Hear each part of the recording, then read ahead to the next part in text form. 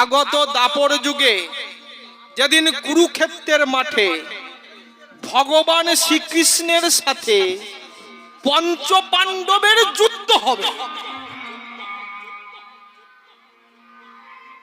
ভক্তমণ্ডলী, ভক্তিমতী মায়েরা, আপনারা মহাভারত পড়েছেন, শুনেছেন, এরকম ঘটনা শুনেছেন যে ভগবান শ্রীকৃষ্ণের সঙ্গে পঞ্চ পাণ্ডবের যুদ্ধ হয়েছিল?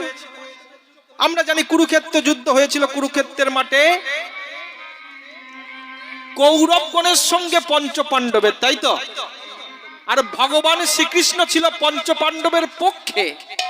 কিন্তু এখানে বলছেন না, যুদ্ধ হবে পঞ্চ পাণ্ডবের সঙ্গে ভগবান শ্রীকৃষ্ণের। আর যেদিন যুদ্ধ হবে উভয় পক্ষের বানে বানে গগন মণ্ডল ভরে উঠবে।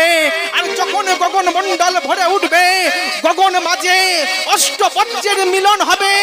আর সেই মিলন দর্শনে তুই মুক্তি পাবে। কথা বলে দুর্বাসা মুনি চলে গেলেন মর্তের মাটিতে। উর্বশী অঝর নয়নে কাঁদছে, অঝর নয়নে কাঁদছে। অভিশাপ মতো মর্তের মাটিতে অশ্বিনী রূপে জন্মগ্রহণ করলেন।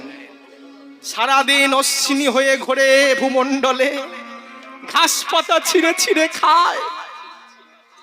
আর যখন রাত্রি হয়ে যায়, সূর্য অস্ত চলে যায়, উর্বশী তার নিজের রূপ ফিরে পায়। আর যখনই নিজের রূপ ফিরে পায়, তখনই সে করজোড়ে ভগবানকে ডাকে, কাঁদে আর বলে, হে দয়াময়, পাপের আগুনে আমি যে দগ্ধ হয়ে যাচ্ছি দয়াময়, আমি আর কতদিন এই কষ্টের জীবন সহ্য করব? দয়াময়, পাপের আগুনে আমি যে দগ্ধ হয়ে যাচ্ছি, আমার অবস্থা কেমন জানো? পাপা গো,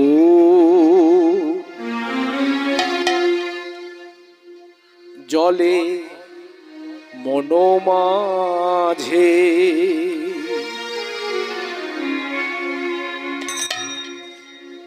সে আগুনে আমি পুড়ে মরি। তোমার করুণা পাবো বলে দয়াল পথে পথে আমি কেঁদে ফিরি।